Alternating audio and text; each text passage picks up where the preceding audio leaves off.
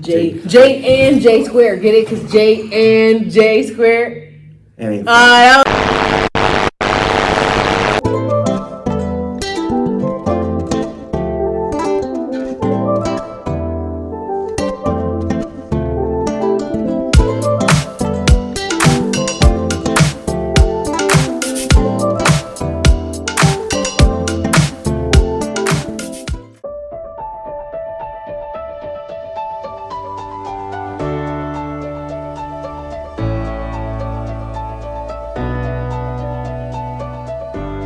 Was good. Because they bullying me. I don't get it.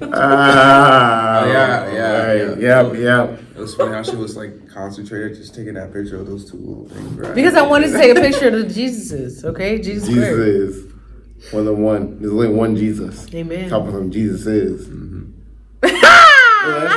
That's one of Josh from Parks-Stanford. Walking my channel. Why do you do this? Why do you do this every time? Anyways. Oh, I'm Aleysia. I'm Josh.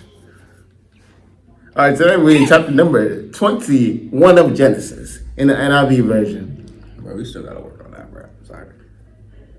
He said, "Yeah, work on something one more time, Josh. We're gonna throw out the room." Today's chapter is today. Now you messed me up. You messed me up. No, I didn't. Because he threw me off. Sorry, Unc. He called you. This is the birthday of Isaac. Anybody be? Let's get this party started.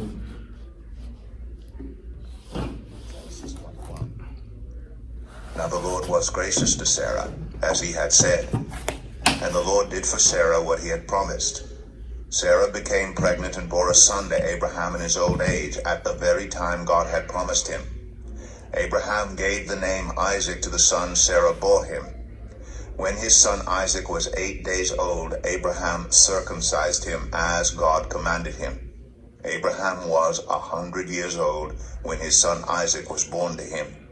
Sarah said, "God has brought me laughter, and everyone who hears about this will laugh with me." And she added, "Who would have said to Abraham that Sarah would nurse children? Yet I have borne him a son in his old age." The child grew and was weaned. And on the day Isaac was weaned, Abraham held a great feast. But Sarah saw that the son whom Hagar the Egyptian had borne to Abraham was mocking, and she said to Abraham, "Get rid of that slave woman and her son, for that woman's son will never share in the inheritance with my son Isaac." The matter distressed Abraham greatly because it concerned his son. But God said to him, "Do not be so distressed about the boy and your slave woman. Listen to whatever Sarah tells you, because it is through Isaac that your offspring will be reckoned. I will make the son of the slave into a nation also, because he is your offspring." Early the next morning, Abraham took some food and a skin of water and gave them to Hagar. He set them on her shoulders and then sent her off with the boy. She went on her way and wandered in the desert of Beersheba. When the water in the skin was gone, she put the boy under one of the bushes. Then she went off and sat down about a bowshot away, for she thought, "I cannot watch the boy die." And as she sat there, she began to sob. God heard the boy crying, and the angel of God called to Hagar from heaven and said to her, "What is the matter, Hagar? Do not be afraid. God has heard the boy crying as he lies there. Lift the boy up and take him by the hand, for I will make him into a great nation." Then God opened her eyes, and she saw a well of water. So she went and filled the skin with water and gave the boy a drink.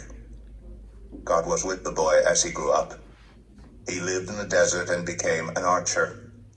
While he was living in the desert of Paran, his mother got a wife for him from Egypt. At that time Abimelech and Phicol, the commander of his forces, said to Abraham, "God is with you in everything you do. Now swear to me here before God that you will not deal falsely with me or my children or my descendants. Show to me in the country where you now reside as a foreigner the same kindness I have shown to you." Abraham said, "I swear it."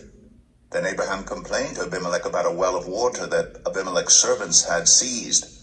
But Abimelech said, I don't know who has done this. You did not tell me, and I heard about it only today. So Abraham brought sheep and cattle and gave them to Abimelech, and the two men made a treaty. Abraham set apart 7 ewe lambs from the flock. And Abimelech asked Abraham, What is the meaning of these 7 ewe lambs you have set apart by themselves? He replied, Accept these 7 lambs from my hand as a witness that I dug this well. So that place was called Beersheba because the 2 men swore an oath there. After the treaty had been made at Beersheba, Abimelech and Phicol, the commander of his forces, returned to the land of the Philistines. Abraham planted a tamarisk tree in Beersheba, and there he called on the name of the Lord, the eternal God. And Abraham stayed in the land of the Philistines for a long time. All right, so that's chapter number 21. And basically, that's the birth of Isaac. Let's go back up. All right, take it away, Aleysia. Well, I did write down some notes, so I guess I can start. So Sarah had Isaac as a son, and that was when she was a little bit older. You see now, like, people can have kids, I feel like, 50? Yeah. Probably no later than that, especially women, because they're not of childbearing age, but God still made her that promise that he was gonna give her the son that she had been praying for. And he did do that. So it seemed like she was a little bit ungrateful because she laughed, but I think that was just humor, like, hey, God really does fulfill his promises. So yeah. And then we also saw that Abraham circumcised him kind of early. And we do that now, but it was just more of like a cultural thing, like, because he was seen as a follower of God, that like the rules really mattered. The fact that God said, hey, I want you to circumcise like your kids and like your offspring to show that they are followers of me. So he definitely kept that tradition. And then I also like made a comment to say that Sarah wanted to get rid of Abraham's other son that he had with the slave girl. See, that to me was kind of like, wow, because it was Sarah's idea for the slave girl to have the son in the first place. So she wanted a kid so bad, and because she was not childbearing, she asked her husband to sleep with one of his slaves just so that they could be able to have a child and she could be able to call it hers. And so it just shows that, like, we were like listening to a sermon today and talk about you're leaning on your own understanding. And so because when God blesses you and gives you something good, we kind of like to take that in our own hands and say, oh, let's I can trust myself. My son is going to be better than your son, so I'm going to get rid of everything else that is also good to me. No, that she did not bear the other son, but at the end of the day, she tried to take away the other blessings that God gave to somebody else because she was so happy about what God had given her, and she wasn't fully embracing that gratefulness and what God gave to her. So yeah. And then I also noted that back then, people's parents were in charge of getting their husbands and their wives for their sons and their kids, which is something that I feel like is not really common, at least not in American culture, which is kind of crazy just because it just like shows how much influence your parents do have. So it's like maybe my parent might value something that I don't. Like, maybe my parent sees more the wealth side of things, as opposed to like, hey, I'm, seeking God, and that's what I really want in a relationship, even though my mom might say, hey, this is going to financially cover you. So it's just kind of like crazy how like they would do that, but then it's like you marry somebody and you may not even fully know that person, or it's just like, I don't know, it's just like you could really set yourself backwards by marrying that wrong person. But back then, that's their culture. It's kind of like, I don't know, it feels like marriage is a team, but in that aspect, you would just have to really pray that, your spouse would find God like you did. So yeah, that's just a few things I noted. I think one of the things I want to, like, earlier, he was talking about like trust, like one of the first thing he was saying, and I was kind of putting my shoes as like like you said about Sarah. Like man, I'm like too old. Like I'm too old to give a child. Like I really want one. I know God promised me this, but I don't know. Like I don't really. I think at that part she didn't fully trust him doing on that part. And I also think Abraham also didn't really fully trust it because if he did, he probably wouldn't have, and probably would have been like, we gotta trust in God. So I think they both, I kind of like, because they're really old and they really, really, really wanted a son. So I could kind of understand that part about it. So Yeah, something.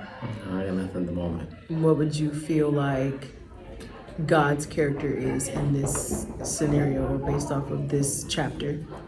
That he wanted to have Sarah, well, not make Sarah, well, yeah, kind of make Sarah have a child. That's Isaac, that can basically pass down his word down to generations after generations. Yeah, and to piggyback off of that, I would say he fulfilled his promise to her and to Abraham that, he would be the father of all nations, and he would, start that lineage down the line. But it's also, I feel like I took away from God's character in there is that God sees everybody. So Sarah wanted the baby gone. Sarah wanted the slave to be out of the picture, and she didn't want her to have the fame and fortune, but God still promised his son or her son something good too. So it's not like, hey, just because I gave Sarah a son, I'm going to forget about you. No, it's I see you too. And I don't, follow your wife and, tell her whatever, because that's the covenant that you made with her and you guys hold those promises together. But it's also that, hey, I see you too, and I'm not going to let anybody hurt you. And he still promised him good things too, even if, Abraham's son was, his other son.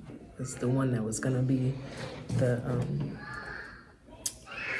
to recognize more. I think it's kind of cool, how God didn't just forget about Hagar, didn't forget about her. So I also think that's a cool thing that God did too. Yeah. That's all I got. Yeah, that's all I got too. I guess that's all I got, Mr. Pitts, too. All right, Mr. Parks-Stanford. Listen, that's it in my video. Make sure you like, subscribe, turn on post notifications. Thanks for watching. Have a great day. Oh wait, and follow my Instagram. Oh yeah, follow Instagram at JIFE247. All right, go ahead, Mr. Pitts. Follow me on YouTube. You're probably gonna put it in the description, I hope. At Spider Pits though. So. Wait, you want to say that a little louder? I think they can hear me. Spider Pits. Spider Pits. Yeah, Spider Pitts makes it loud. Mr. Pitts. All right. Have a good day. We gotta work on that. I'm about to toss him out the window anyway in a second. Right, out the window is crazy.